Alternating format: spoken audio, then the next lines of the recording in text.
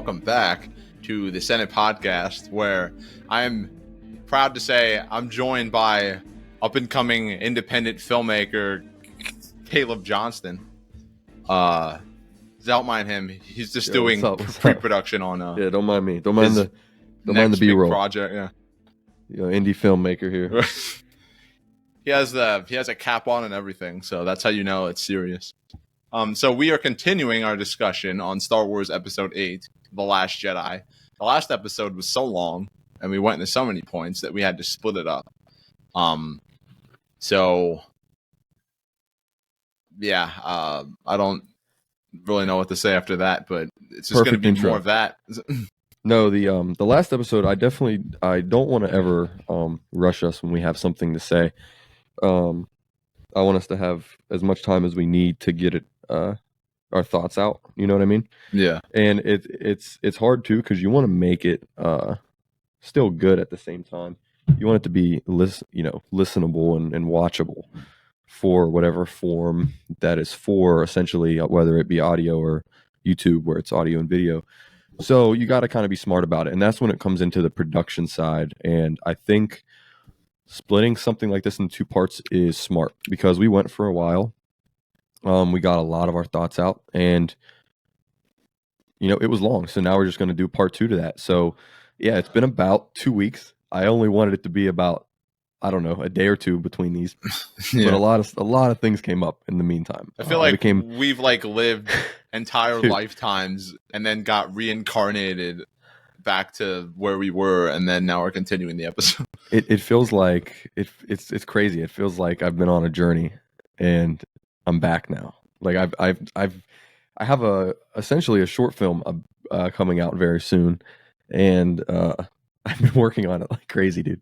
It's my second job. So there'll be a full podcast on that shortly, and then all the videos will drop. So I'm doing some very interesting things, but essentially I've become a director. I've become a screenwriter, a scriptwriter, DP, producer, of course, everything. So it's been crazy. And not to mention, I'm starting up a second podcast that is in person, and we've been doing construction on that for a while. And today I just finished putting together the chairs, the desks, the side tables, and I'm in the middle of finishing all that up. It'll be done shortly.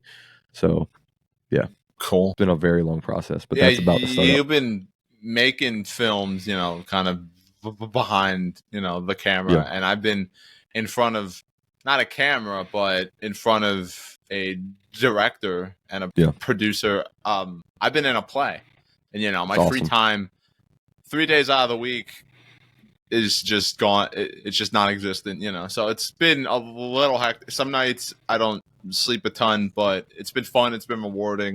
Trying to find other ways to act, and I'm excited. I'm excited that I get to every time I share something about it on Facebook, and some of my friends like it, and they ask oh, when are the tickets gonna go on sale? Because I want to go. That makes me feel good. It's I finally. That's awesome. Have something to talk about that I'm a part of. It's been a great learning experience. My character's not huge in the sense that he doesn't have a ton of the dialogue, but I've essentially done little else but just obsessively think about him, what I think his backstory might be, how I think he would react to various situations. And, I feel like we've kind of bonded in a way, and I'm actually kind of sad about when the whole production's done and I have to say bye to this guy that I've spent a lot of time cool with, to hear that. So I'm excited for a lot more of that in the future, and it's cool to see that you're making stuff, podcasting, short films, and just throwing yourself into the water, Han Solo, he never thinks about the odds that something will work out until he just tries it. And sometimes that's just kind of what you have to do. One thing I don't want to do is be like James Gunn and just tell you about all this stuff that's happening and actually show nothing. So yeah, I can't wait. I'll be able to talk a lot more about all this stuff very shortly, and we'll have a lot more to talk about. But we have a lot to talk about today, Tony. Oh yeah. Okay, so last we left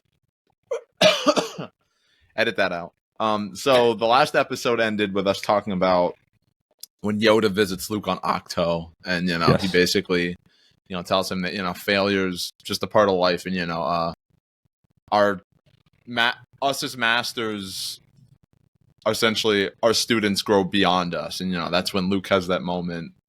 I like that moment for Luke because like he's always been a character who's been like in his head about his own issues. I think that's why he's relatable to a lot of people, and Anakin was that way too. So, it runs in the family, which I can also kind of relate to. So I love that, like it took him until being an old man to like finally realize, hey, I'm not as important as I think I am. And maybe my problems aren't the end of the freaking galaxy. And, that was just a great moment. So is there anything else you want to say about that moment before we transition? Yes, there is something I want to say. So we left off, like you just said, with Yoda. I think it's the best moment of the movie Yeah, I because think so too. I actually think it's one of the best moments in the entire saga because it feels like Star Wars through and through. It's authentically and explicitly Star Wars in this moment. So it's the turning point for Luke, and it's because it's his final lesson from his master Yoda, and that is the true burden of all masters. And one thing I said on part one, last episode, and I want to echo it again, is just this happens to Anakin in the Ahsoka show very, very similarly to the way they do it with Luke in The Last Jedi. So really cool to see the parallels between the two. Like you were saying, you get to see a little bit of Anakin in Luke here. Super interesting. The dynamic between these two characters, and of course, the dynamic between Yoda and Luke. I love it. So that's all I gotta say. I love it. A lot of problems with the movie, a lot of problems with the execution and the directing, and some of the bits and pieces of the story elements and the characters development. But there's some great stuff to love about it, and I think this is a highlight right here. Yeah, I think it's interesting that like one way that Luke and Anakin are different because they're similar in quite a few ways, but like Anakin, when he was faced with adversity, his instinct was to just like essentially like try and chop down a giant oak tree with a feather or like a hammer. Like he was like I'm gonna solve this problem. I'm gonna solve this problem. I don't care how long it takes me. Whereas Luke's instinct is the kind of I mean, he's run towards problems like to save his friends in Empire, but like his instinct other times is just to kind of like run away from stuff and like shut down. He's like really sensitive that way. So it's just cool to see, like he's like it makes me wonder what Anakin would have been like as a old master had he not fallen to the dark side. And there's actually something I want to say. Yeah, maybe it's because I've been in a very creative mood lately with obviously everything we alluded to earlier, but I'm loving the different take on Luke's character because I don't see it as, like I explained this in the last episode, go watch it. I explained it as it's not Luke from the original trilogy, but it's not supposed to be. He's went through some things. He's different. And a lot of people have issues with that, and I have my issues with it. Like I said, I feel like it's just not a good direction for him. But I think the creative side of me is just like I love seeing a different take on characters. Yeah, Rian Johnson, he was speaking at like a panel about the movie. I don't know if it was before it came out. I might have listened to this like forever ago, but I forgot. But he was talking about King Arthur and the Arthurian legends and like like it starts he pulls the sword from the stone and he becomes this powerful king hero, fights all these battles, but like he thinks the most interesting stuff in his life takes place after that. Yeah. So like he and like it's because Star Wars is based on a bunch of archetypes and like it is kind of like the story of King Arthur in a lot of ways. Like instead of a sword from the stone, it's a lightsaber that has this like legacy. Like your father wanted you to have this. It's like this kind of Excalibur type. Like it has all these different things. So I'll elaborate more on this when we wrap everything up. But yeah, let's get into I think there are things about Luke's story that could have absolutely been better. Like I don't blame people for not liking it at all. I get it, but I personally love when stories don't do the safe thing or the thing that would make people feel the most comfortable. I like when they're like, no, I'm going to show you what happens in real life. You know, like, and that's not all, you know, like, I feel that way about The Last of Us 2, which is a whole separate conversation. But like, there were certain story elements that I really loved because I'm like, yeah, that's not the easy thing, but it's the realistic thing. So, okay, after that, I wrote down weird cut, but I don't remember what the transition is, so I can't elaborate cuts on to that. Poe on the ship arguing with Holdo. I can't remember exactly the transition, but I have because after it's Rose, Finn, and DJ on the ship, and you know they're traveling. Oh yeah, you know what? That's right. I completely left that out of my notes because I was just over that. I thought it was awkward. You know, they're like talking about like you can do this, right? And then DJ turns around, he's like, actually, and then they're immediately like, don't not no, you said you can do, you know, and then he's like, I can do it, but I just need, I forget the word he says, but like, I just need, it's not collateral, but it's something similar. Or and then he says he wants Rose's necklace, which you know was given to her, or was her sister Paige's necklace, and you know, Best so character in the movie. This is a moment of an example of the movie being subversive that I didn't notice because it's really subtle, but I really like it, and I'm gonna spend a strange amount of time talking about it. So like in a more cliched script, this moment, you know, like Rose would have been like, "No, please, this is my sister's necklace. I don't want to give it to you. Please, I'll give you anything else." You know, she would have like, you know, like begged and pleaded for him not to take it. But like, you know, like this is just a testament to. I was thinking about this a while ago, which is why I'm glad we took so long to do the second part because I got to think about stuff. Is that Paige isn't in the movie for that long? Maybe 5 minutes. But her presence, you know, like Zac Farron, Final Fantasy VII, his presence, I mean, her presence is felt through the whole movie, you know, like she's in the movie, you know, through, you know, how Rose acts and how she responds to certain situations and her, you know, morals and her philosophies. And like, you know, like I love that Rose is like, I mean, I don't want to give this to him, but if that's what it'll take to save the First Order, you know, to help them out to be a hero, then I'll do it, you know. And like in this moment, we get to see that how good of an influence Paige was to Rose. And, you know, like she was a great role model and stuff, that Rose is, you know, willing to sacrifice something precious to her for the sake of it. And I just really like that because it's not what we'd expect. You know, like it circumvents, you know, like a moment of potential drama because Rose is like, I don't need to be dramatic about this. I know what I'm doing. I know what I signed up for, you know. I don't like this, but I have to do it. You know, like it's a really subtle thing, but she's a very interesting character. I like it. Yeah. Yeah. Some people hate some people hate her, and I mostly don't know what they're talking about. Yeah, it's not the character. That is one that will always confuse me.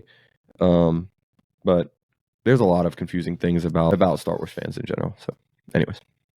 Yeah, and then so you know, DJ takes the necklace and then he walks back to go check out the ship, and then Finn follows him, and you know, Finn is such a great friend. Like if he cares about somebody, he'll fight for them and stand up for them. So he's like, yo, you don't know how much that necklace means to her, give it back to her. And then, you know, he's like wondering why DJ's robbing his own ship, and then he's like, oh, this isn't your ship, you know. And then DJ, I love the interactions between DJ and BB-8, you know, because he's like, he says that I stole it, we stole it. I just love that. Like he formed like a bond with this droid. I'm not gonna lie, that was a part that caught me off guard. I like that a lot. And then, you know, here's another theme that the movie brings up that I think is interesting, but like everything else in this trilogy, I got some problems with it. So, you know, he's, you know, like he's checking stuff out, and he's like, oh, the guy that owned this ship, you know, he made his money selling weapons. No,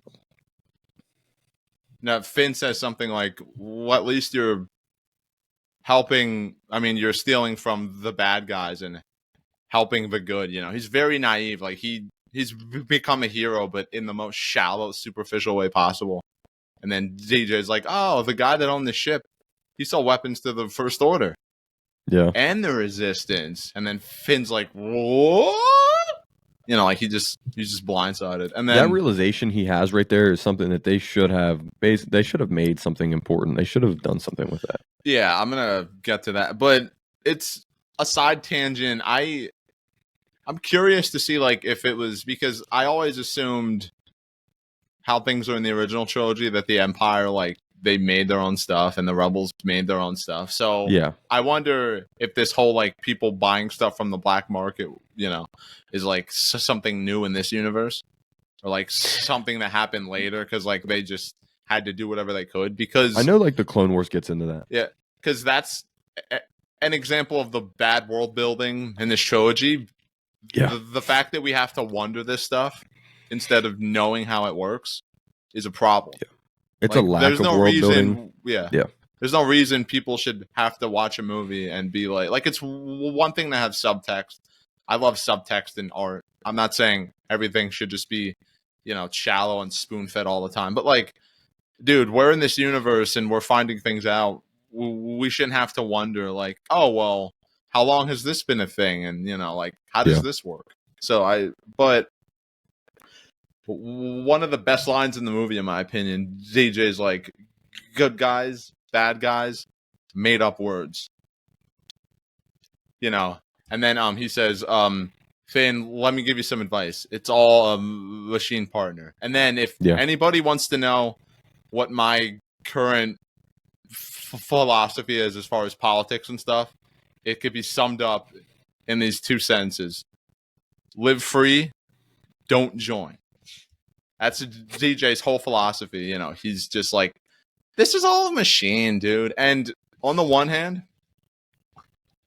okay, I don't have, yeah. On the one hand, this is interesting because, you know, and typically in Star Wars movies, aside from Rogue One, not as much as I would have liked, but it's still there. Like, it shows that the stuff isn't always like, you know, black and white. Like the original trilogy, it's very much like, we're the heroes and we're going to stop the evil empire, you know, which I agree, you know, they were fighting against fascism and that's never bad, obviously. But, you know, like when people saw Rogue One and they saw Cassian like kill a guy to stop him from like possibly ratting him out, I was like, the rebels did some shady shit. Oh, dude, okay. Watch Andor the series, bro.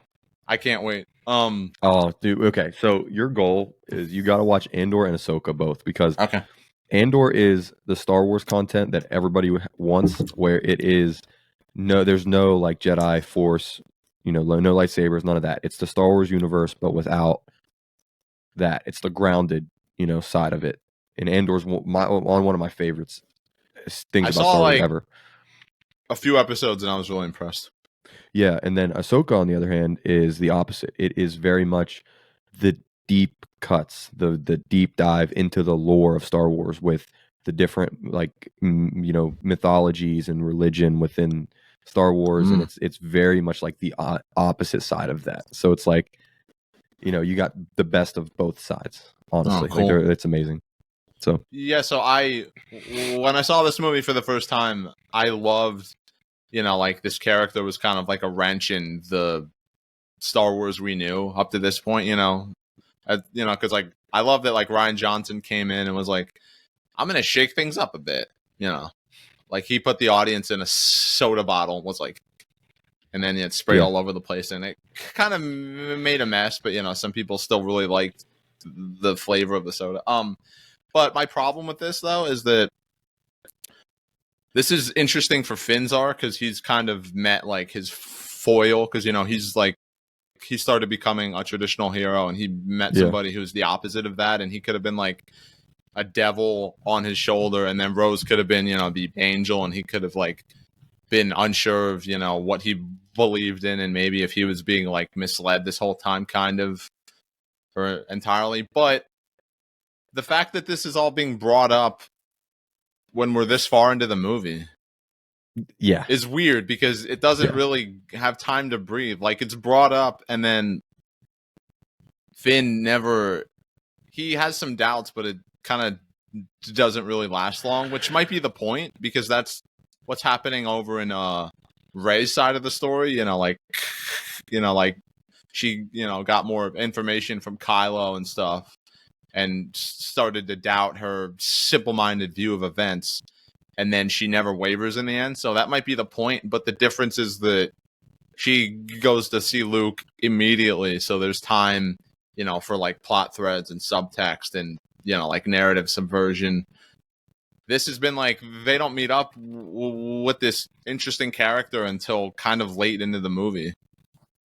And so it's like, it just feels like Ryan just wanted to bring up an interesting theme. But I'll say this, and maybe I'll get more into it later, but as much as I love that he made this movie and, brought his own style and it stands out for that way, I kind of wish he would have just done like a spin-off movie or show.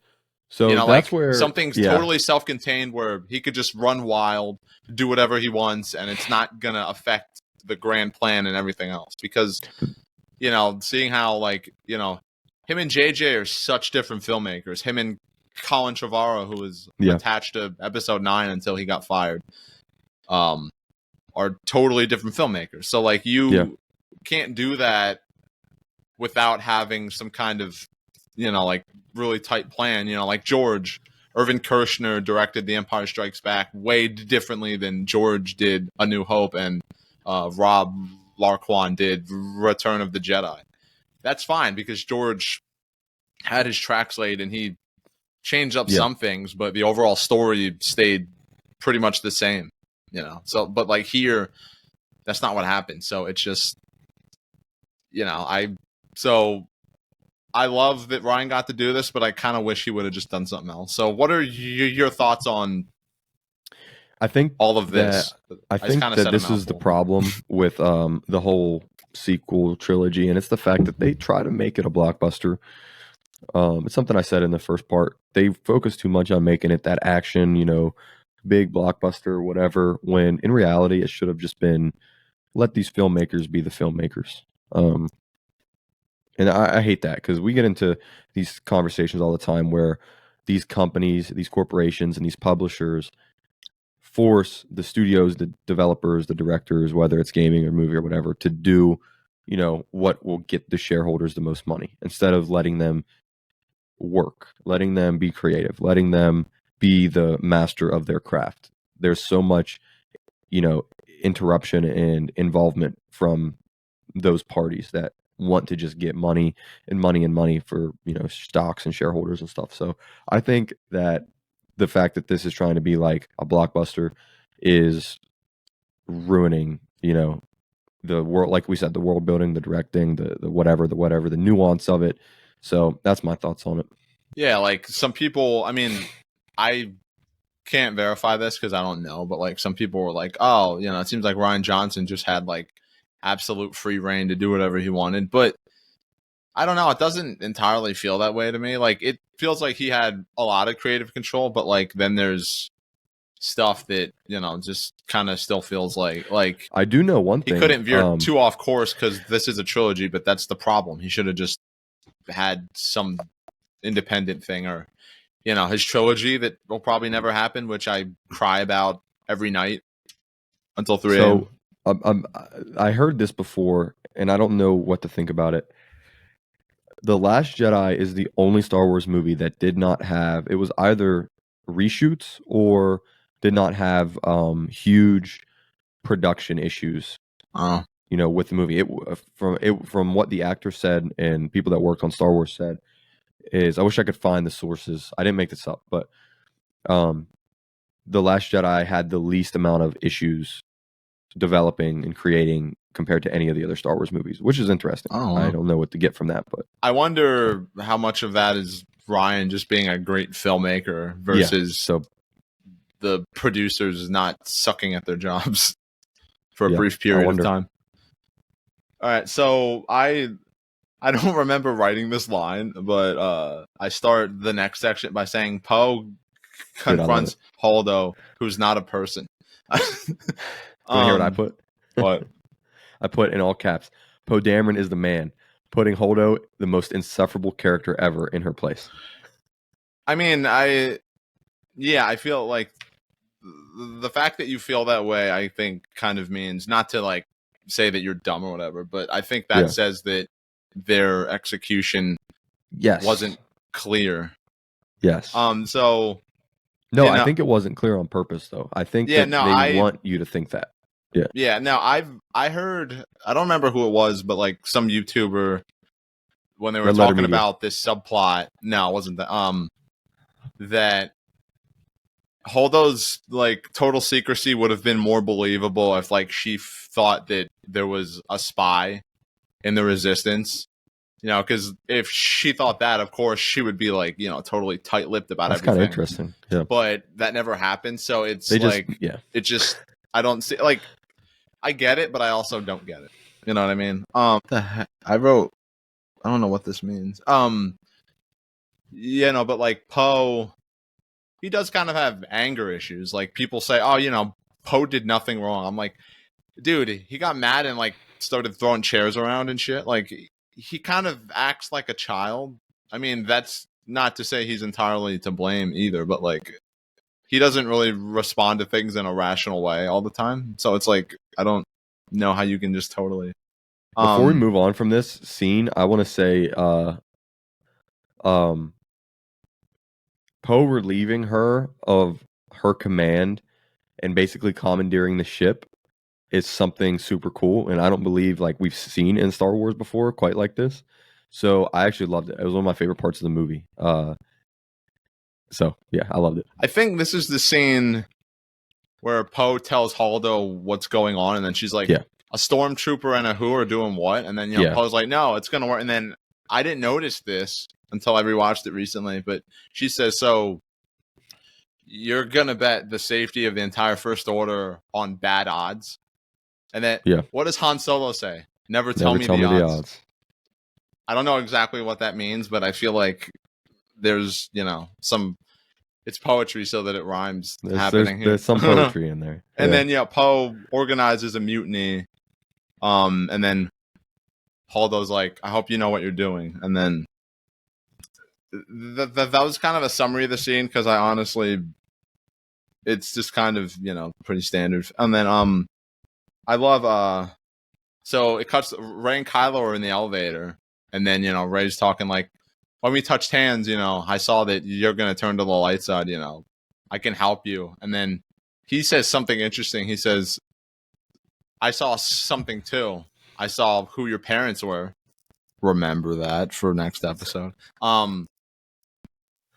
And I saw you standing by my side. So I want to get your read on this, because I've never thought about it that much for some reason. But I'm wondering, because we see that Ben inevitably does turn to the light side, and in Rise of Skywalker, Rey has like that 5-second vision of her as a Sith that goes absolutely nowhere, like 80% of the plot points in this whole damn trilogy. So do you think that the futures they saw for each other could have possibly happened, or do you think, do you think that those were their fates, or just possible futures, or what do you think was happening there? Because I think it's interesting. I think it was manipulation. That's what I think. I think it was the fact that Snoke could sense that Kylo felt the pull to the light side and Rey felt the pull to the dark side, and he was kind of just manipulating, like per usual. That's what I think. Now, this seems like something that, you know, gets dropped a little bit, and then it intrigues the audience, and then it gets expanded more in the next movie. It sounds like that, right? Like, that's what you would think would happen. I love it. I love it. All right, so then Finn, Rose, and DJ, you know, they go to a First Order ship, or I think it's a ship. And then, you know, they're BB-8 is like disguised as one of those like square droids, and he's like bumping into The golf walls and droids, stuff. yeah. That's pretty funny. And then he gets scanned by a droid, and they're like, "That droid's round. He's not one of us," you know, which is pretty racist. You know, the droids could be racist too. That's pretty fascinating. And then you know, they get caught basically. DJ takes Paige's necklace, and then he uses it to open a door, and then he gives it back to her. And then I like that moment because it's like, you know, like Rose, it like shows that Rose has good instincts, kind of like she, you know, like I think she would have been fine if he didn't give her back the necklace, but I kind of like that, you know, like she took a gamble, you know, like a leap of faith, and it just happened to work. I do wonder though if he gave it back to her because he like changed his mind, or if he, you know, is not such a bad dude. That's a fun, interesting little moment. And then Finn meets up with Phasma, and they fight for 10 seconds. So yeah. Okay, yeah. What do you want to say? Poe versus Phasma is actually a really cool rivalry. I mean, Finn. Yeah. Did I say Poe? I think I wrote down Poe, okay, but I did not mean to say that. If I said that, Finn versus Phasma, it just, I don't know, it just came out of my mouth. So, Finn versus Phasma is actually a really cool rivalry. Yet again, the good guys fail. I don't know what to make of that, but let's just, you know, that they just fail again. Like, you see that constantly throughout the movie. They fail. They constantly fail, which is fine, but they never seem to learn, and most failures just seem like they're there to subvert our expectations. However, like you said, it's a cool rivalry, but they literally only fight for like 10 seconds. yeah. But it was cool. It's literally like somebody who was like enslaved going up against the person who enslaved them. You know what I mean? Yeah. It had that kind of like vibe to it. And I was like, this is cool. He's getting revenge on what these people, you know, did to him. But then it doesn't really pan out. So because I want to talk more about that, but I just thought of something. I can't believe that they'd be so dumb to not know that if BB-8 disguised themselves as another droid, that there's like nothing there that would have been able to scan them and realize that they're not. That's the fun and then of they Star would have got Wars. caught. Like that's It's like in Stranger Things season 3 where they're just running around a Russian lab, and for some reason these Russian soldiers are suddenly non-entities. Get the hell out of my face. All right, so I like, you know, Finn fighting Phasma because, you know, it's like the final, not the final step, but like that's his like final step towards like becoming his own person. You know, kind of like it's the next evolution in his, and like I actually think like the way it's shot and the choreography is actually pretty good. Like we don't get a lot of like hand-to-hand fights or like fights with weapons that aren't lightsabers in Star Wars, so I always love to see when it happens. Actually, I don't know if you saw the deleted scene of this, but there's a different. I can't remember. Phasma knocks Finn down, and then there are like 2 stormtroopers, and then he brings up the fact that in The Force Awakens, when he threatened her, she turned off the shields, and then, you know, like he's like, you know, when I had a gun to your neck, you turned off Starkiller shields, and then like it cuts to the other stormtroopers, and they're like hesitating, and like they like start to point their blasters at her, and then she takes them out, and then, you know, like I feel like that would have that's kind of cool, echoed like the whole theme of like there are no like bad guys or good guys, you know, because like Phasma did sell out her people, and then like she kills some of them just to maintain her power, you know, so there's an interesting power dynamic there. The only thing I don't like about that one is that I like in the version we got when Phasma's like, you were always scum, and he says rebel scum. You know, like it's like, you know, like a cheesy badass action movie line, but in the deleted version it works. He just says like rebel scum, like just matter of factly, and it doesn't have the same impact. So, you know, this is one instance where I'd kind of rather have, you know, like a satisfying payoff to a set piece than like better, like a little more story subtext, but ultimately that payoff kind of feeling flat because like like Finn acknowledges that he's scum, like yeah, I'm scum, I'm rebel scum, but like Yeah. so Because that's being rebel in that sense, being at least being rebel scum, even though it's scum, is better than being whatever the First Order is. You know what I mean? yeah, Like, exactly. So I like that. Yeah. Yeah, and then there's there's a AT-AT that like helps fight off the stormtroopers, and then Dude, that looked cool. and then the top of it comes off, and it's BB-8 controlling the AT-AT or AT-ST. I can't tell the difference. And then so this is kind of one of the dumbest scenes I've ever seen. So like Phasma and Holdo and everyone else, like they're being like monitored by the other resistance soldiers, and then like she like I don't know if the lights like turn off or something, and then like she like kicks like this cord, and then like it starts blowing fog, and then she like blows it in their face, and then that's how she gets the upper hand. And it's like these guys had one job. Like, how stupid are you? But I mean, Holdo is a renowned war hero, so like I guess she could get the upper hand, but yeah. I don't. That seemed like kind of a lazy way to show that. And then Poe's doing something on a computer. I honestly can't even remember the subplot that much. If I'm being honest, I'm like just barely. But it seems like it's just like a summary of bullet points. It's because I don't really remember stuff that happens in between. That's kind of how mine is, because it didn't like they had the potential to be something great, but then they just don't ever get to. They don't get there. Yeah. It's like they're so close, but they just don't make it. Yeah. So that Poe's in this room doing something on a computer, and then the door like gets blasted in, and then it's Leia. She somehow woke up from her coma at the perfect time. I don't know how. At the perfect time. Princess Leia ex machina. Let's go. There's not enough of these in this whole trilogy. There was like 5 of them in the last movie. I don't know. It sucks. It's stupid. And then she tases Poe, and then he wakes up on one of the cruisers. And then wait. Yeah. No. I'm going ahead of my. So they're bringing him in, and then Holdo and Leia are talking, and then all buddy. She's like, that one's a troublemaker.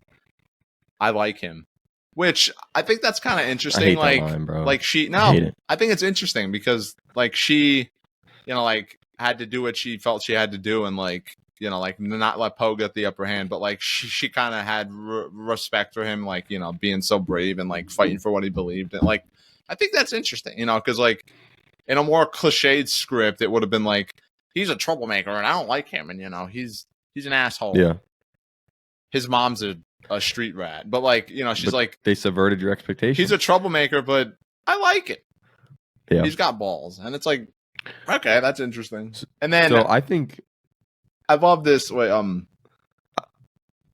yes, say what you want to say. Leia shooting Poe is actually hilarious. I don't know if people didn't like this part, but I loved it. I think her shooting Poe is so funny. And I wrote down here, a lot of the comedy in this movie just doesn't land. But when they just let the characters just be their characters, it's peak. Like, this is Leia. You know what I mean? Yeah, that's exactly what you think about Leia from the original trilogy. This is Leia. And it works so well.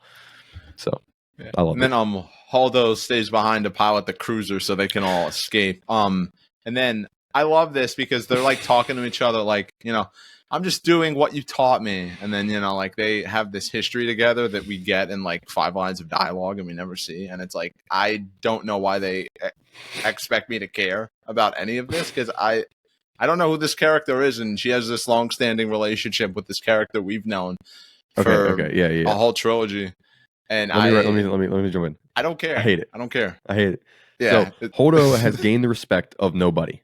This is what I'm writing down. Holdo has gained the respect of nobody. I kind of feel like that's the point, but yeah. So listen, her character is done terribly, and they have this random person sacrifice herself. The people in this movie that should sacrifice themselves don't. and then these random characters do. They shoehorn her in and her relationship with Leia in the movie to give her credibility, and it feels forced. Like that's the difference, bro. Think about Paige Tico. She didn't have to be shoehorned into a relationship or shoehorned into like being forced to be this person we should care about or whatever.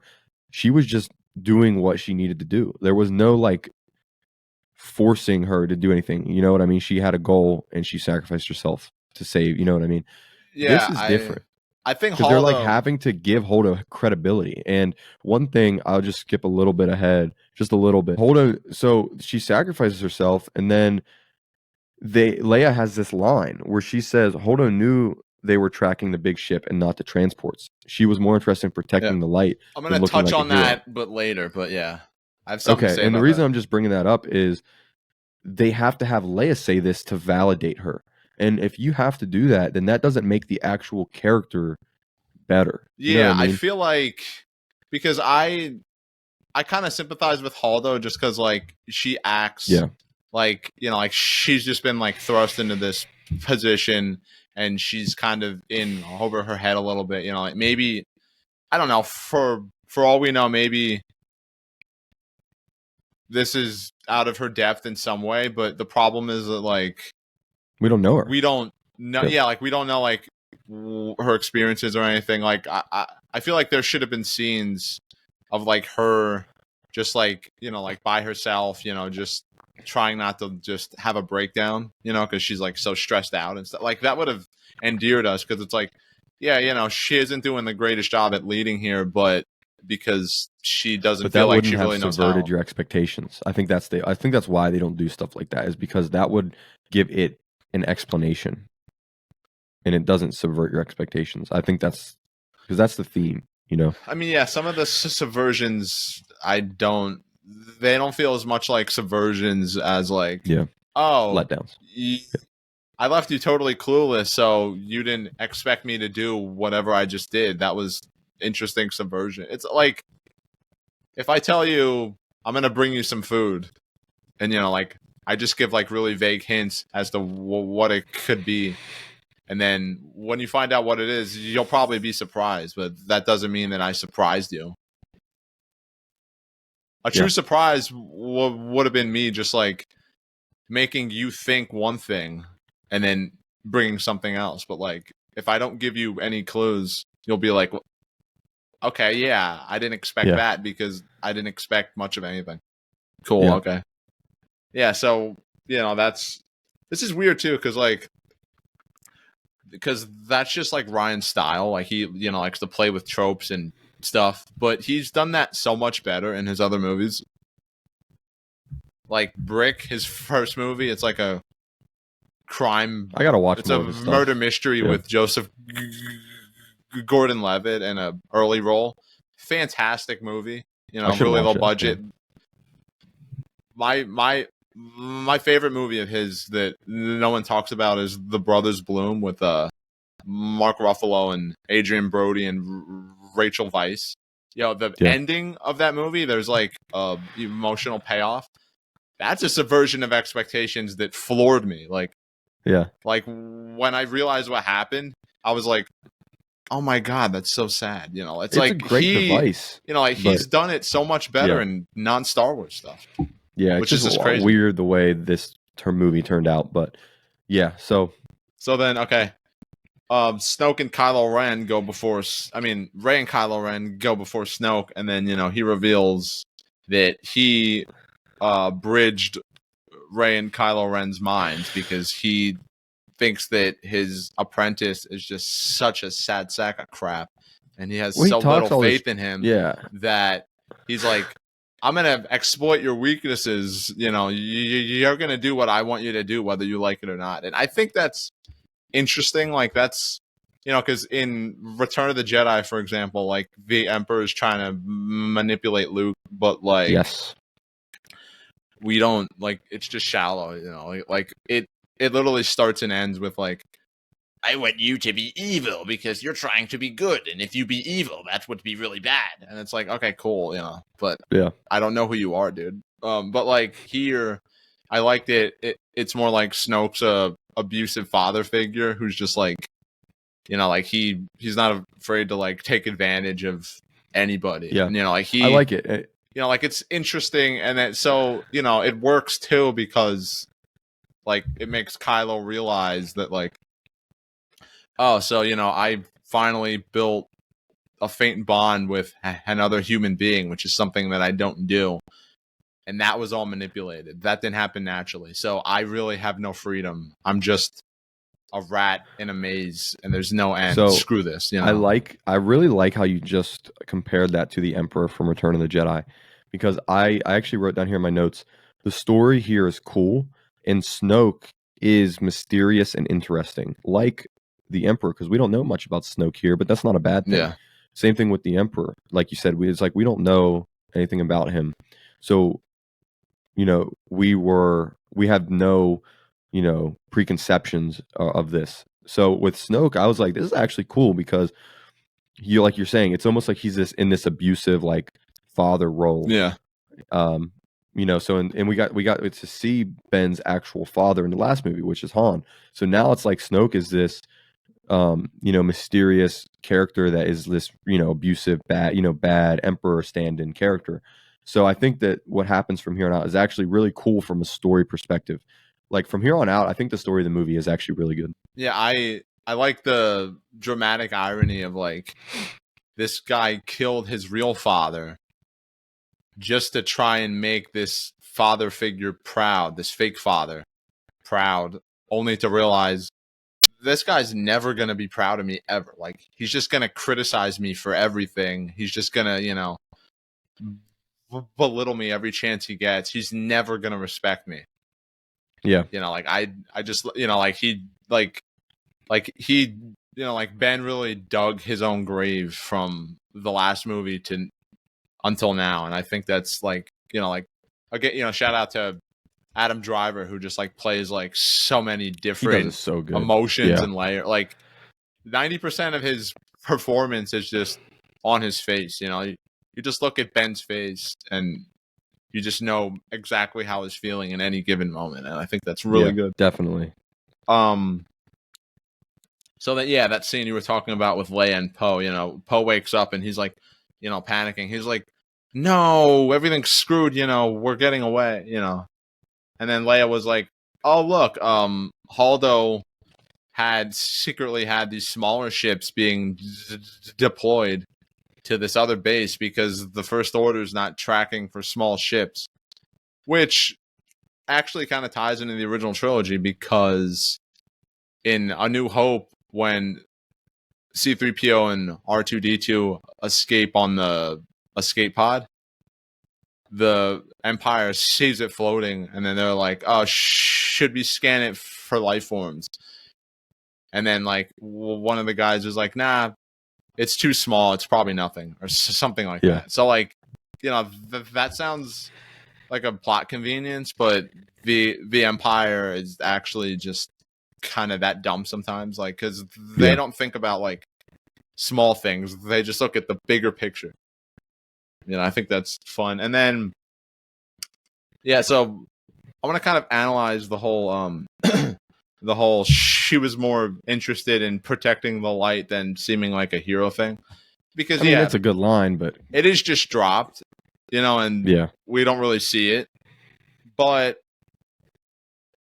check this out. I kind of picked this from it. So Poe starts as a hero, but not a leader. And Haldo is a leader, but not a hero. Okay. And, you know, as flawed as, you know, the writing here is, and it kind of muddies the message and stuff, I think it's a good point.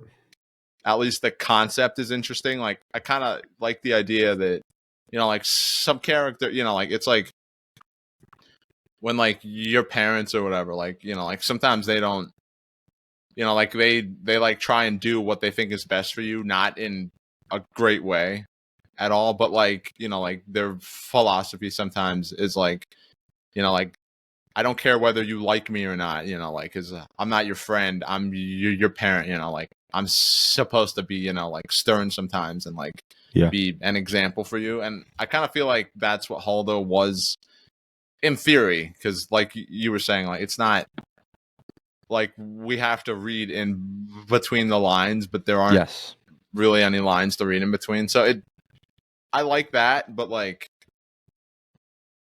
I don't know, like it's just, spoken and not seen.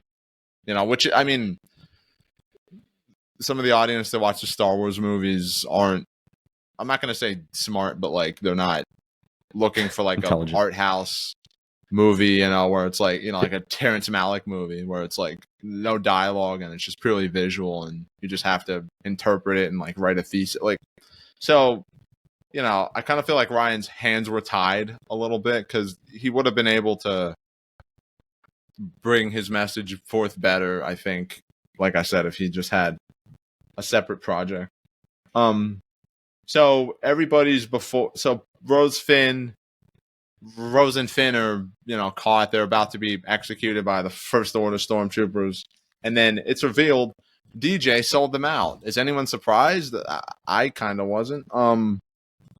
He cut a deal. So that's, and I really like Rose's like visceral reaction to it. Like she's like genuinely hurt. Like you could tell, Kelly Marie Tran, I like her performance in this movie because like it just feels like really human.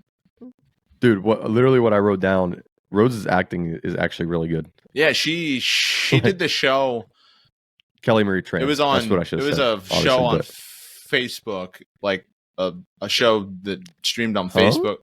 Yeah, it's. I don't know how many other shows are like that, but with Elizabeth Olsen, it's called Sorry for Your Loss. It's basically about like grief.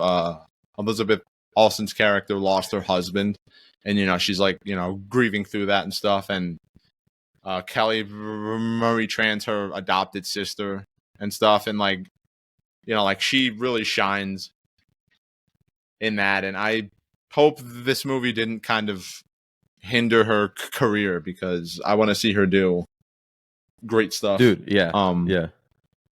So flashback to Rey and Kylo Ren. I kind of forgot about this, but like when like Snoke's like throwing her back and forth and stuff, like he's just, we get to see how powerful Snoke is. Like he's just effortlessly like throwing Rey around and like toying with her and stuff, and Rey can't do anything.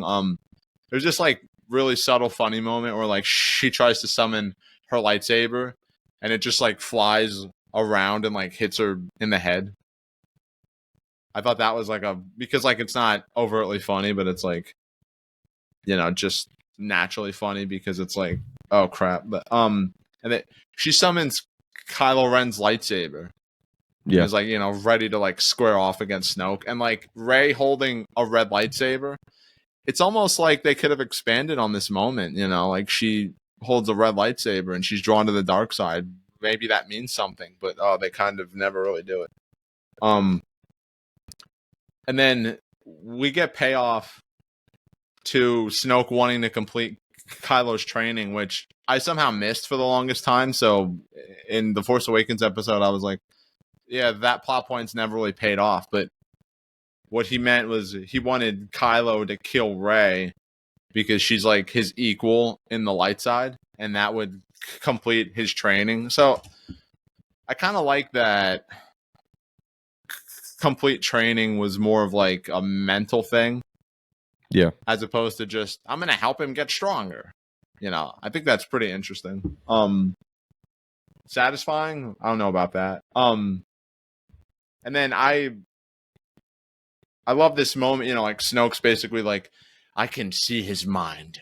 I can read his every intent. He's like closing his eyes. I got so much to say about this. Like, yeah. I see him, his resolve. Turning his saber. He's turning his saber to kill his. To strike down it like enemy. It like periodically cuts to the lightsaber right next to Snoke, and it's like turning.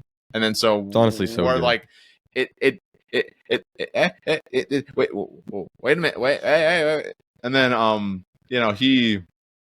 Snoke underestimated a Skywalker. That's how arrogant he is. And what do we know? You don't underestimate Skywalkers because they'll tear shit up. So, we hear ching, a lightsaber igniting, and then it cuts back from, like it like shows a close up of Snoke's face, and he's like, and then it like pans back and lightsaber goes right through his midsection, and then his torso just falls off, which is probably one of the most violent things we've seen in Star Wars. And it's a miracle that they were able to just show that in full glory. Like, they didn't have to, like, you know, show it for like 3 seconds and then cut away. It's like, no, his torso just falls off, and you get to see it. What do I wrote here? Oh, this is interesting. Kylo and Anakin, you know, because Anakin's his grandfather. They both hold on. Okay. Yeah, go ahead. Go ahead. Sorry. They both kill their mentors during a moment of conflict, but Kylo chooses his own path. I think that's interesting. I actually don't even know what I meant by that now that I'm reading that.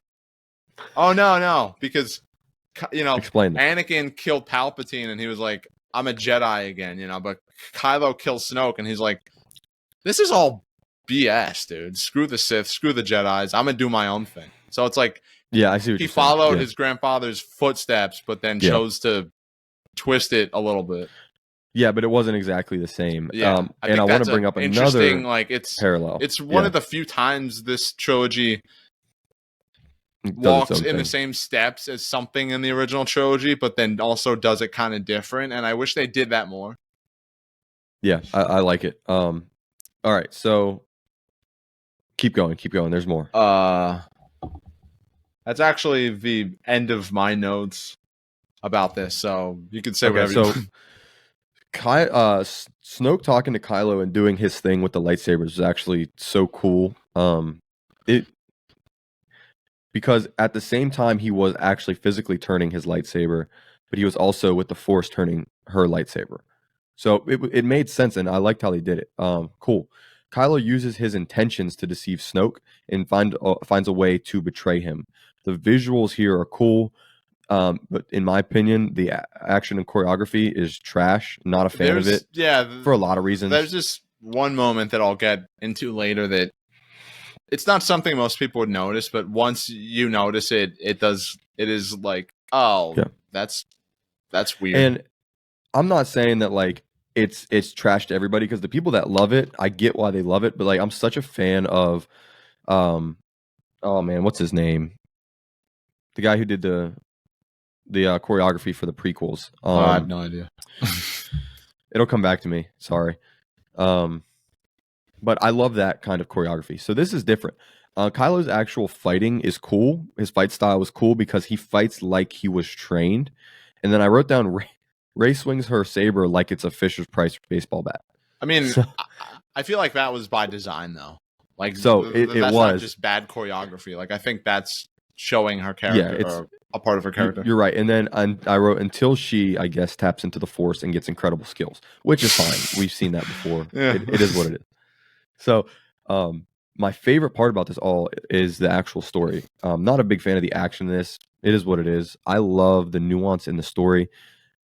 Join me. We can rule together. That's what Kylo asks her, right?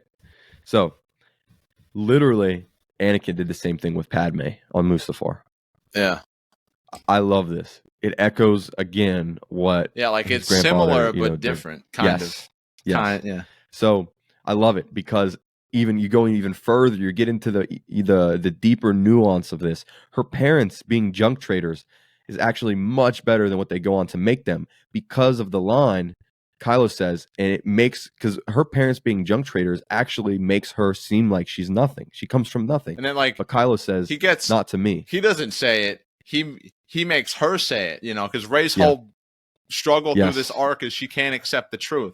And so he's like, what the truth is, say it. And like how he says it, like it's like a little like sweet and tender, but like it's also conniving. He's just edging, like, you can say, say it.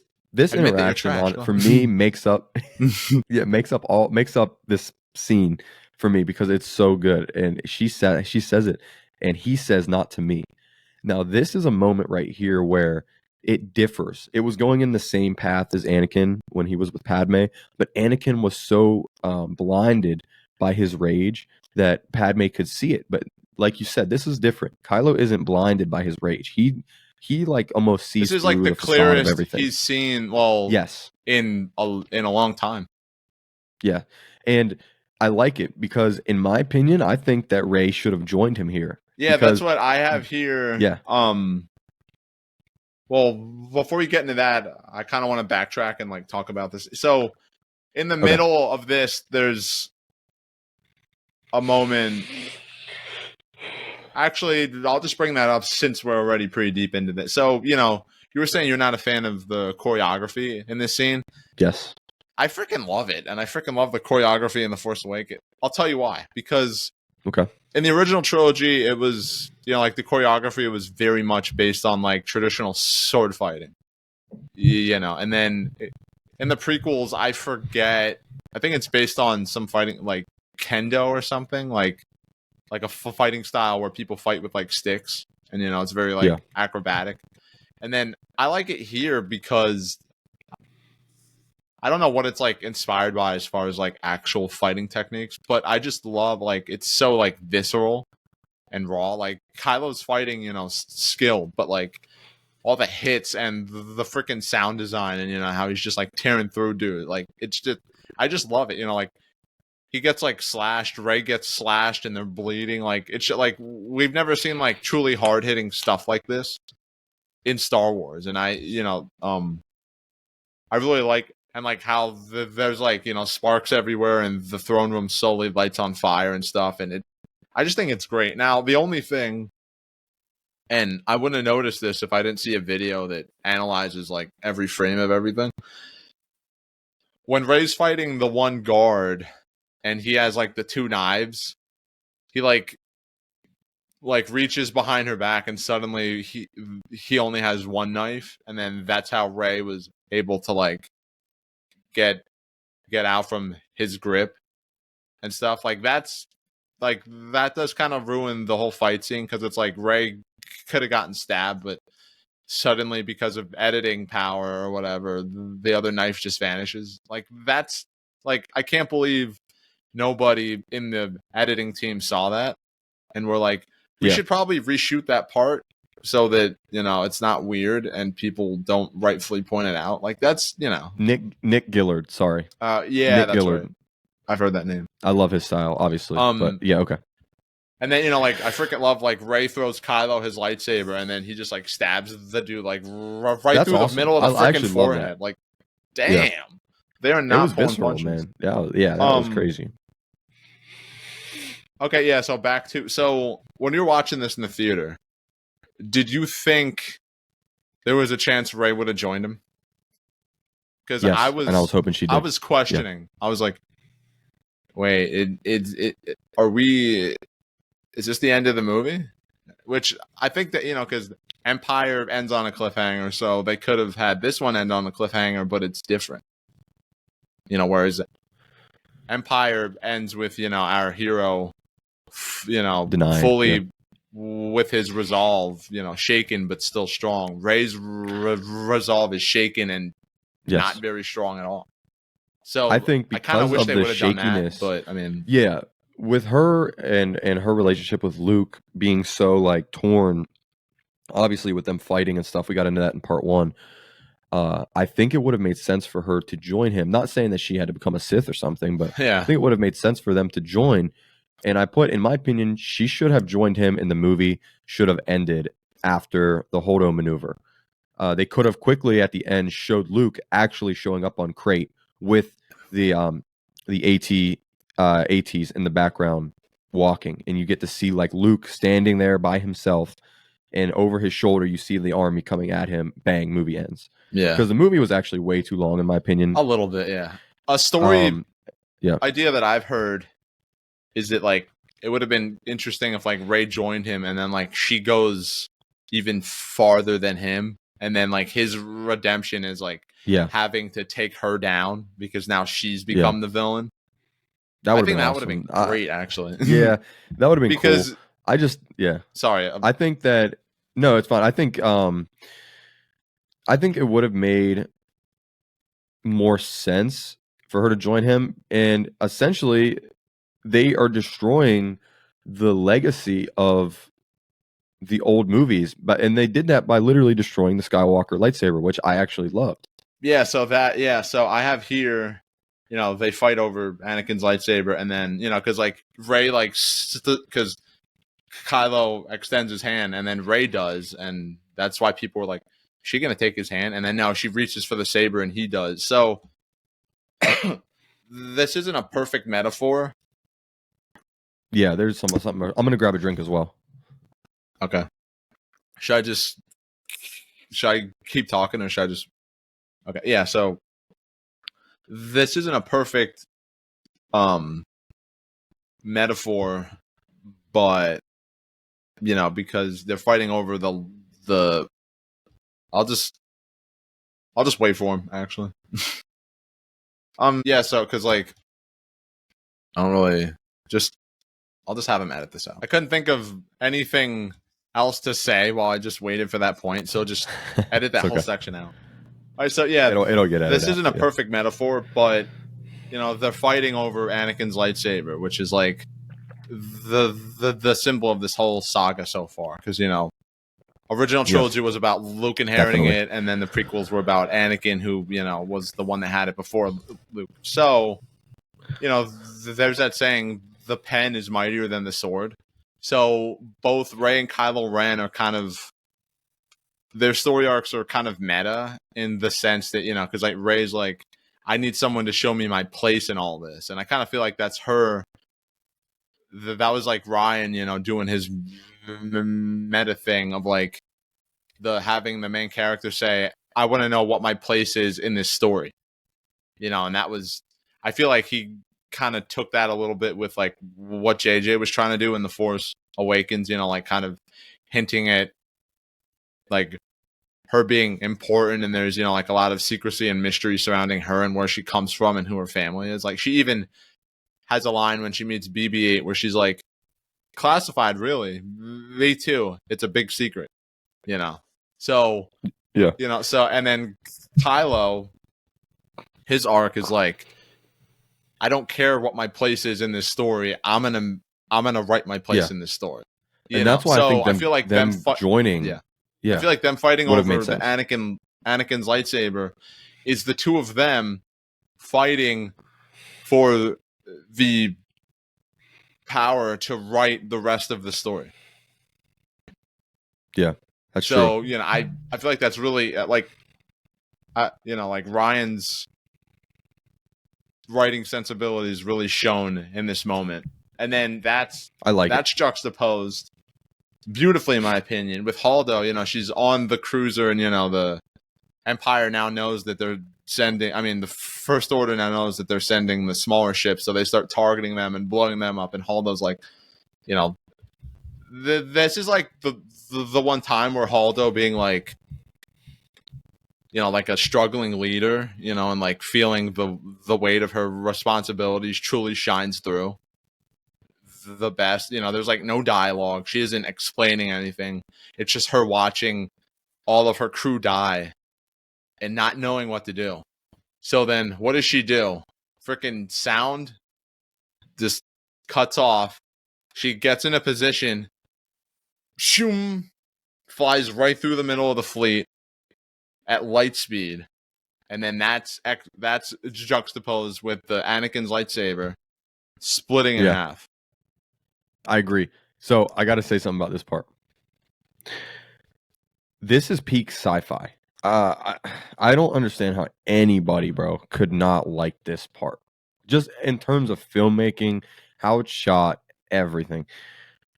If you're a fan of science fiction, I mean, come on. One ship light speeding into another ship, amazing. One of the greatest shots in like all of science fiction, I think. It is amazing. I was like blown away, speechless. My jaw dropped in the theater. It was crazy. Yeah, and then like some people had a problem with this because it seemed like it went against like the previous physics of the world, and like there were like something like in Return of the Jedi, like a ship does like spin out of control and then like fly through the Death Star window, and then when Han's like escaping with everybody in A New Hope, he's like, flying at light speed isn't like Justin Crop's kid. If you make one wrong move, our trip will be over real fast or something like that. And then Ryan, after the movie, he like shared a picture on Twitter from a book that like, actually, I don't think that was about this, but like, no, actually, yeah, forget it. But like, I don't like, of course, nobody would have ever done something like this before because you die. Like, I don't like, did people want to see just other ships kamikazing into like, I don't get. That's what she did. Yeah. Like, obviously we've never seen that before because it's something you don't do unless there's no other option. And I called it the Holdo maneuver earlier. I hate that name. I think it's terrible, but that's what it is. Well, so. That's a Rise of Skywalker thing that's just like, like just kill me. Like just terrible. kill me. Yeah. So I love that. I think it's amazing. Yes, what do you I think what's the last thing you want to talk about since you want to wrap it up? So we can talk about Crate. Let's just talk about, because that's really all we got to talk about now is Crate. Yeah. Let's jump to it, because right after this, it literally transitions to Crate after know what, the Finn and Phasma fight happens now, and then the other scene is where they meet up, but I just smushed them together. It's the same. Who cares? It's a total of like a minute. Yeah, whatever. Like whatever. So I love this part. I love it. Peak sci-fi. I that's what I said earlier. The movie went on way too long. I think they could have ended the movie with this, and they could have just focused on the fallout of this maneuver, because the Dreadnought, amazing ship. Like, they could have done a lot more with the Dreadnought. Exactly. I think her like splitting it in half like this, super interesting. They could have done a little bit more with it, and then kind of teased Crate. The fact that they put Crate in this entire sequence in this already jam-packed movie, I think just kind of took away from it, where they could have done a little bit more creative things than trying to just jam-pack stuff. But I do want to just, I don't really have that much before Crate, so we could just skip ahead. So this is the meat. They get to the base, and they're like trying to send a transmission to people, and they're like, nobody's responding to our message. And then this is like, Finn gives a motivational speech that's like kind of redundant. It's like, no, we have to have faith in Leia's message. Yeah. And buy some time. And they're like, okay, we never thought of that before. Thank you. Like, okay. What a crazy idea. And then, so I love that. Wait, when does Luke? Sorry, I'm getting all fucked up. First, I got it. First, the visuals, because you get, after Finn makes his speech, they get into those ships, those like raggedy ships. And then like it's like blowing like red smoke. The red on the white. Visuals. Ooh, the visuals. Baby. It looks, come on. Crate is Crate is an awesome planet, but it has great set pieces. I love it. The ships are cool. The piloting set pieces are awesome, like usual in Star Wars. But this part for me is brought down by story elements. So, because it is, I mean, the visuals and the action here are great. It's a suicide run. Yeah, I freaking love that the cannon that the First Order is using to try and blow through the base is miniaturized Death Star, Death Star tech. So the Death Star's in this movie too. It's still in here. But this is cool. I'm sorry, this is cool. No, this is cool. So then Rey shows up with the Falcon, and then I love Kylo's reaction. He's like, "Blow that piece of junk out of the sky!" Like and then this is Star Wars. I think Finn's like, "Whoa, they hate that shit." Like, I freaking love Finn. He's freaking awesome. And then we get to see Chewie flying the Falcon. Has that happened before? I don't remember. It might have. I don't know. You're testing me. But Chewie's carrying. Yeah, I mean, he did in the original. I think Chewie's carrying Han's legacy. He's flying with the Porgs. The Porgs are the best co-pilots in the galaxy. It's freaking wonderful. And then I love they're like take out the speeders, and like Kylo says something, and then like Huck says the exact same thing, and then Kylo's just like, "Bro, really?" Dude, them in the ship together, the AT-AT, amazing. And then they're trying to buy time, and then Poe realizes there's no point, and then he tells Finn to retreat, which is growth, because in the beginning of the movie he told them to press on and fight the Dreadnought, but now he recognizes there are some battles we can't win. We got to go. And then, Finn's kind of a radicalized hero. So he's like, I'm not going to let them win. And he takes off his headset and he's prepared to die. So, But did you think he was going to die This is here? amazing.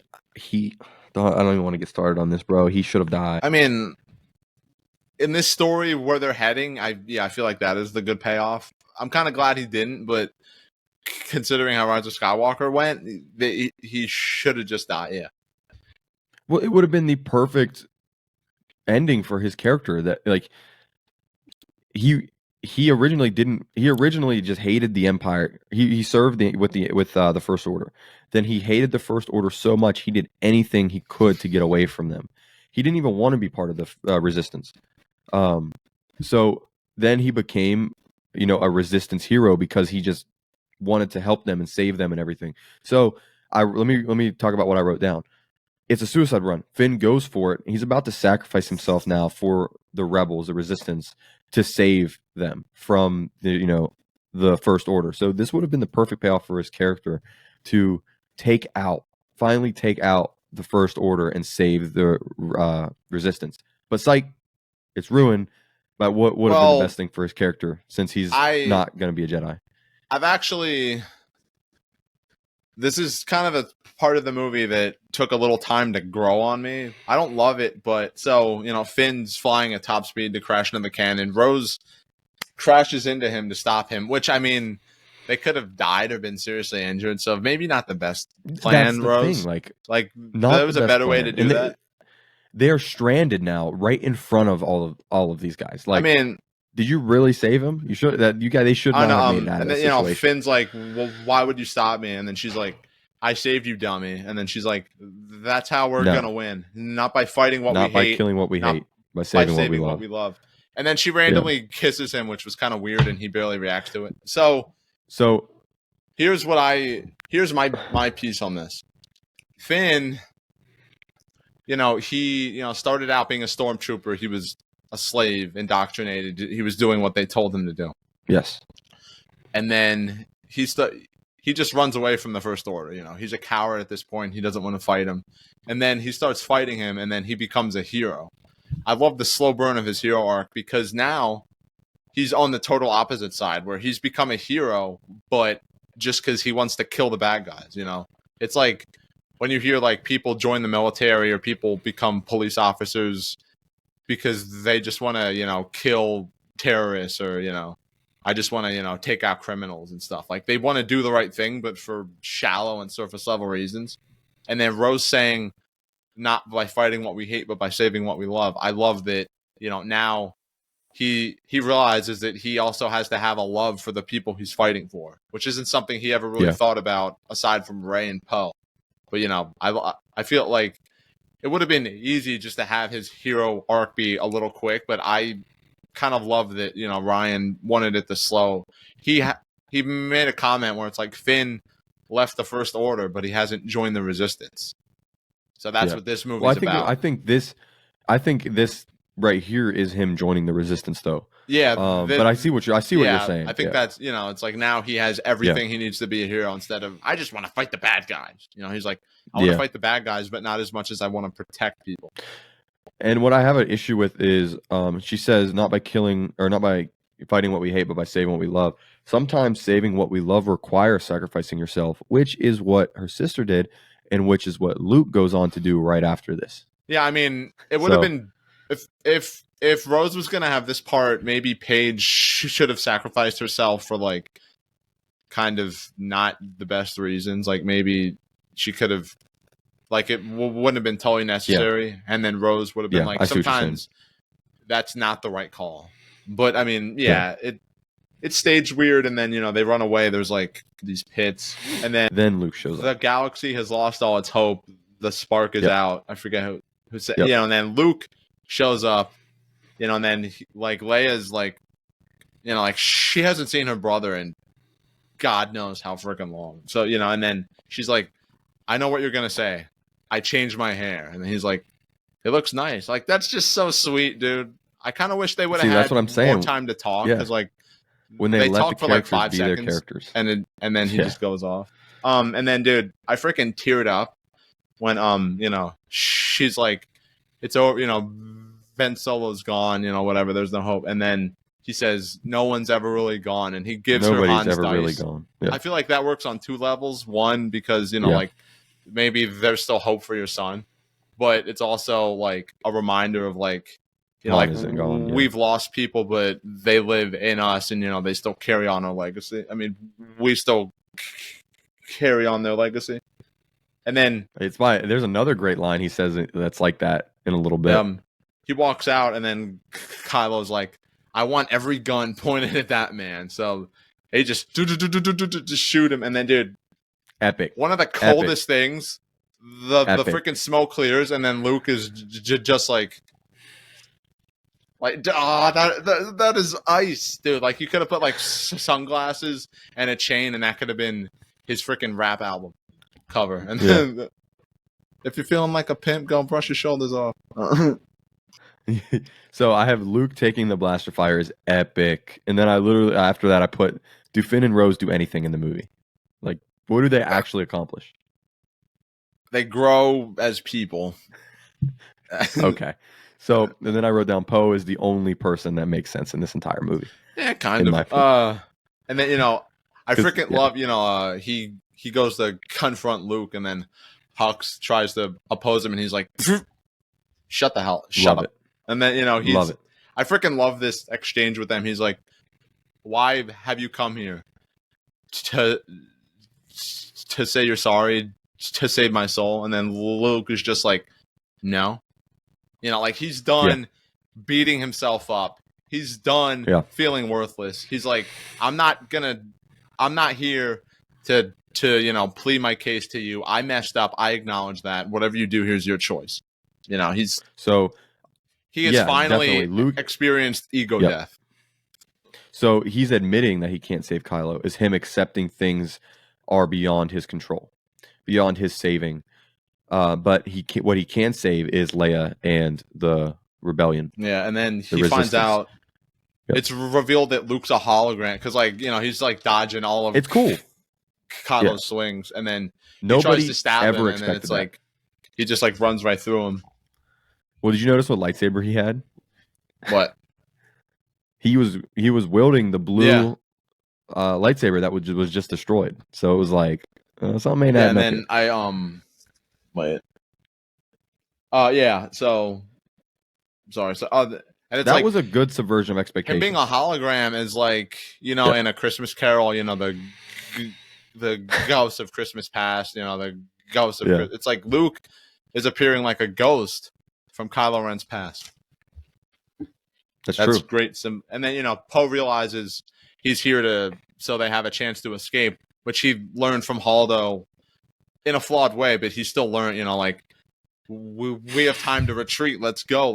There's nothing we can do. Let's go. And then Rey shows up, and she's like, it's funny, like, she sees a pile of rocks, and because it's a callback to her saying the Force is a power Jedi's used to lift rocks. And then it's like now she has to lift some rocks. I thought that was fun. And then, he's like, Luke says, I failed you, Ben, and I'm sorry. Just like really matter of fact. And then, Kylo's like, the Resistance is dead. The war's over. When I kill you, I will have killed the last Jedi. And then Luke says his classic, funny, everything in that sense was wrong. Now, I want to get your opinion on this because, he says, no, the war's just begun, whatever. And then he says, I won't be the last Jedi. Because I thought, do you feel like this movie should have ended with, like, maybe the Jedi not kind of dying and having something else take its place instead of Luke just enforcing, like, no, the Jedi will live on. Because on one hand, I kind of see it as like him saying, like, Rey's kind of different, but like maybe she can be a different Jedi. But I also kind of feel like it's a little reductive of like some of the possible things. I think the name of the movie makes no sense for what this is. It just obviously. Rey was the last Jedi by the end. Well, no, and I'm going to explain why not. Because it's not true. I don't think. Oh, well, from a certain point of view. Yeah, from a certain point of view, it doesn't make sense that name for this. I get it, but it doesn't make sense. So then, Rey and Finn are reunited. Why were they separated to begin with? I don't know. And then I freaking love kid. Luke's line: "Strike me down in anger, and I'll always be with you, just like your father." Because Obi-Wan just said to Anakin, "Strike me down, and I will become more powerful than you could possibly imagine." But "strike me down, and I'll always be with you" adds subtext to that because, like Obi-Wan was probably just talking about, I'll become really powerful. But do you know what's more powerful than, a powerful enemy who could hurt your, flesh and bone? Stuff that hurts your soul. So strike me down and I'll always be with you. You can kill me, but all of your hatred, all of your anger, all of your negative emotions will still be with you, and they're going to tear you apart even after I'm dead. And I like the context of that because that's what happened with Han Solo. He struck him down. Yeah, and it didn't help. We see in the next movie that he's still with him, and he wasn't a Force ghost. So then Kylo realizes Luke's a hologram because he tries to stab him. He's like, "What the hell?" And then Luke says something that never was in the original Rise of Skywalker script. He says, "See you around, kid," which implies that he would interact with him in the next movie. So this is what I have to say. I have it in quotes. See you around, kid. Okay, but why did he have to die after this? It was a really cool move that he did, but he could have just been seriously drained or whatever. Why did he have to actually physically die? This was such a great comeback for him to actually then face Kylo physically in person or whatever in the next movie. So him dying from this is just weird. I don't get it. It was just a subversion. I kind of think of it as Luke, he finally he isolated himself on Octo because, Yoda's you're always looking on the outside at what's going on. He felt like he had no other option. He had to just be a hermit. And then, he finally looks within and, he not only gets over his problems and his pain, but he does that by transcending life itself.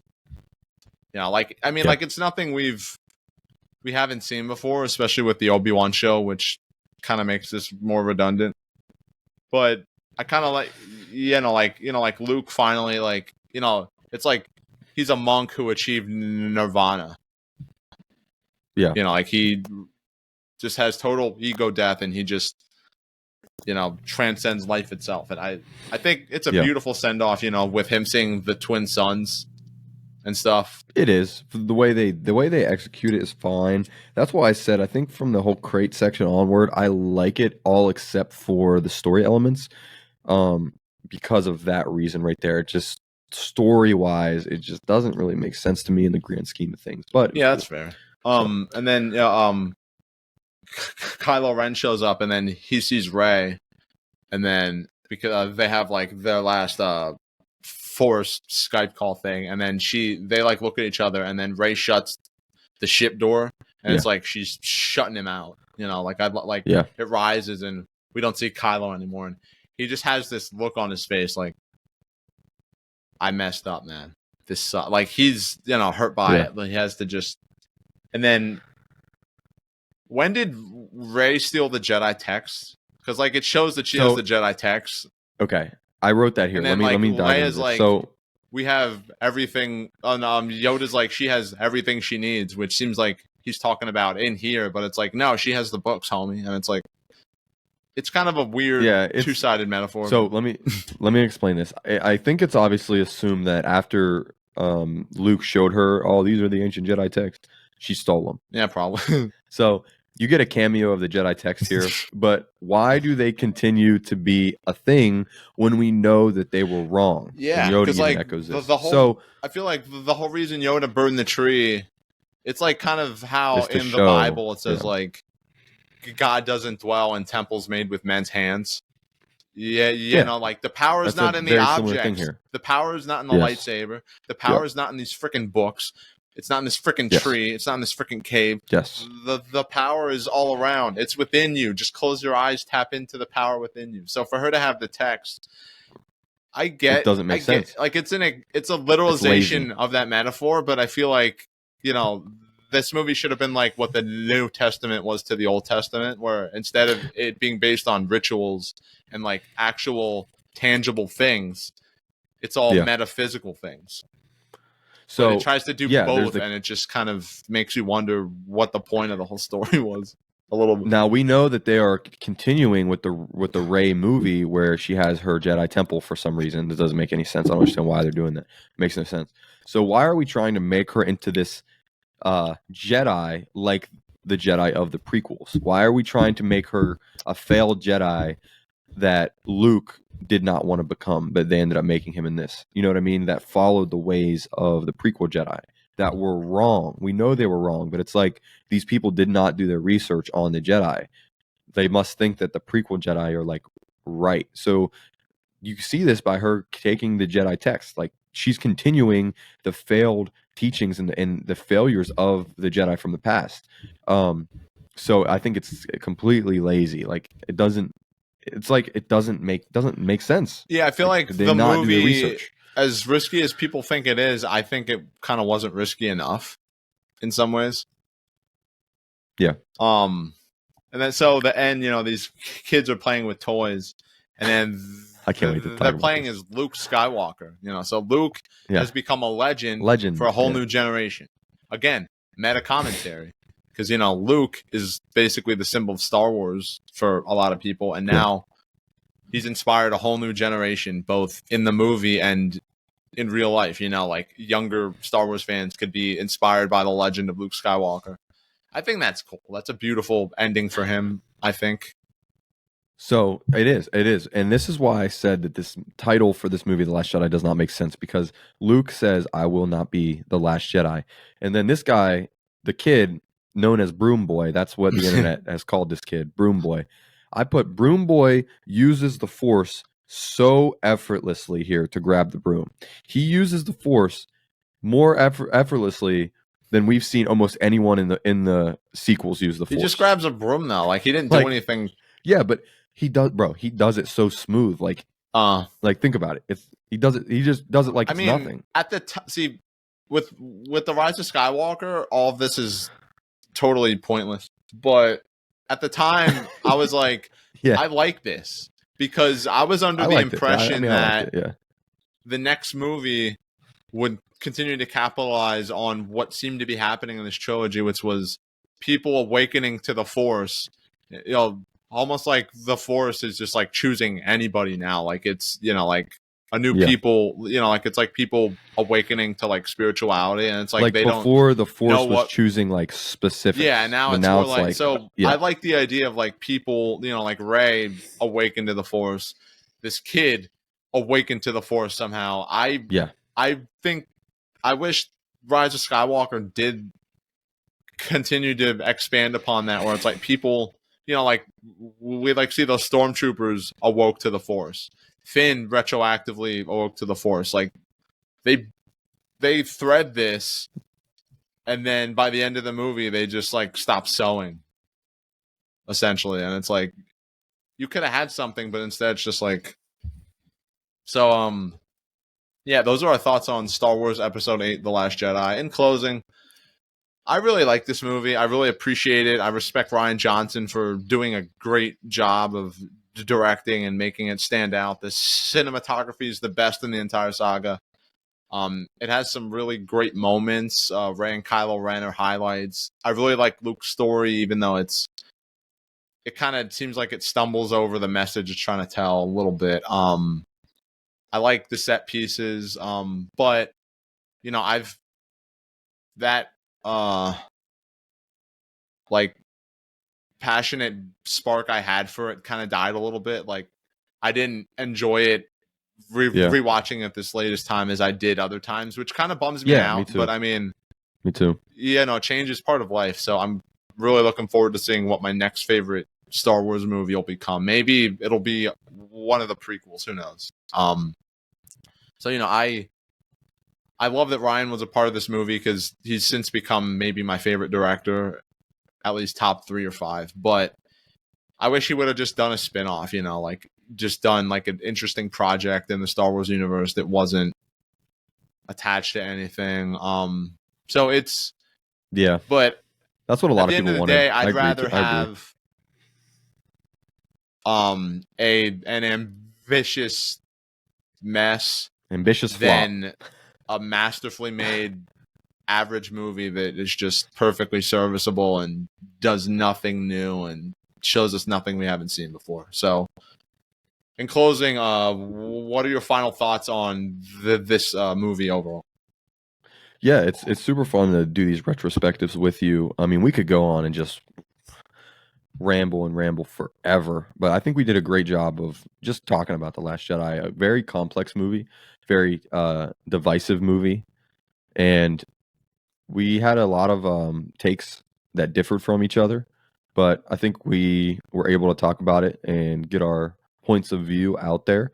And in closing, I remember I hinted towards this, my favorite characters. So my favorite character was the Force in this. I think the Force was so mysterious and had a personality in this movie, almost unlike anything else in the live action Star Wars we've seen, aside from, I would say, Ahsoka. I think Ahsoka, the Force is done at its best, but I love the Force in this movie. My second favorite character is the random lady who bombs the First Order in the beginning and dies. Obviously, we know Paige Tico, but I say random lady because this was like so random, but just seeing it was so cool. It's like that was an awesome way to start the movie.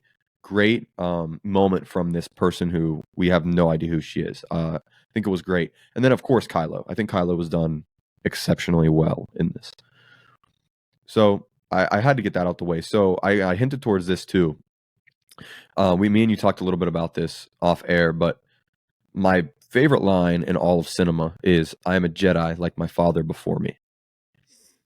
So this movie made me think about that line a lot because obviously Luke's in this movie. So this is what I have to say. Luke doesn't say, "I'm a Jedi like my master Obi-Wan or like my master Yoda." He doesn't say, "I'm a Jedi like the Jedi that came before me." He specifically said, "like my father." So, at the same time, his father, right, standing right in front of him, was the Dark Lord, obviously Vader, the baddest man in the galaxy, one of the most notorious villains in all of fiction, Darth Vader.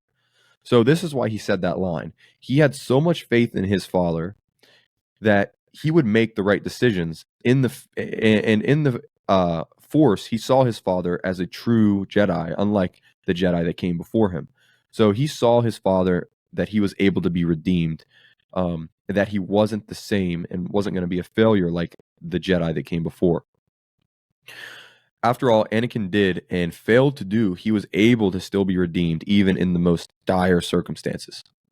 Obviously, at the end of Return of the Jedi, we know. So, in The Last Jedi, Ryan, the writer slash director, made Luke out to be a Jedi like Obi-Wan. I think that was the first and the biggest mistake. He made him out to be a Jedi like Obi-Wan and Yoda. But Luke wasn't a Jedi that was like Obi-Wan and Yoda. Luke was a Jedi like his father before him. He was a Jedi like Anakin was. It's not the fact that Luke failed after Return of the Jedi. It's the fact that Ryan fundamentally did not understand the character of Luke past episode 5. I really feel like Ryan understood episode 5. I don't feel like Ryan understood episode 6. That's the issue. Mark Hamill, on the other hand, knew this. That's why he didn't call this Luke Skywalker, because Mark understood where Luke went in episode 6. So I think we do too, as Star Wars fans. I think we fundamentally understand the Jedi, the failures of the Jedi of the prequels, and then the difference of Luke being a Jedi like his father before him in Return of the Jedi. Now, about this movie, the movie is constantly about failure being the greatest teacher. But a lot of times in this movie, the failure never actually teaches. There's never actually learning from the failure that we see. It's about letting the past die, but you kill it to do so, but then you just repeat the past anyways after you kill it. But a lot of times you do let the past die, and you have to kill it if you have to. I love that. That's the lesson that Kylo kind of learned in this. So high level concepts and ideas were good. It was a good direction for Star Wars. Moving away from the blatant good versus evil to something more complex, morally reprehensible characters becoming virtuous. So redemption arcs for characters, learning from past mistakes. Those ideas are great. And I think the overall lesson of The Last Jedi, what we can take away is don't let your failures define you. You define your own purpose and your own destiny, which is something that we see throughout the probably second half of the movie. So I'm glad we did a part 2 because I feel like with part 2 you really get to see that these characters define their own destiny. They define their own purpose within the world and whatnot. So even though some of the writing there is shaky, but that is pretty much top-down lessons from it. Overall, I was always mixed on this movie, and watching it back, I realized I don't like the movie as much as I used to, actually. But maybe that's just because nowadays, I kind of like The Rise of Skywalker a little bit more. So it's like oh god, it's like it's like one of those things, and it's like if you like Rise of Skywalker, you're not gonna like The Last Jedi, but if you like The Last Jedi, you're not gonna like Rise of Skywalker. So, anyways, it was a lot of fun. Doing this. So yeah, for sure. I always still love talking about this movie and thinking about this movie, and I wish that it would have set, because it could have set a path for what Star Wars has the potential to be, but instead they took the wrong lessons, which is we need to never really do anything like this again. In fact, we're going to do the opposite, which is what Rise of Skywalker is, and it wasn't supposed to be, unfortunately. But as Maz Kanata said, that's a story for another time. So thank you so much for bearing with us throughout these 2 episodes talking about this movie. If you're watching on YouTube, let us know what you think of Star Wars Episode 8, The Last Jedi. And look forward to our Rise of Skywalker review. I don't think it's going to be like these other ones because it's going to be a lot more shotgun. I don't respect that movie enough to properly analyze it. It hasn't earned that. There's for nothing me to analyze. The people making it clearly didn't really care. So, or management didn't care. Why should I? So, but yeah, exactly. That's all for us today. May the Force be with you. Your brain just did the same thing Rian Johnson's brain did when he was writing the last part of the movie. So, Luke's lesson, failure is the greatest teacher. But also, let's not forget Rey's lesson. Knowing that you really know nothing. So, with that being said, what do we know?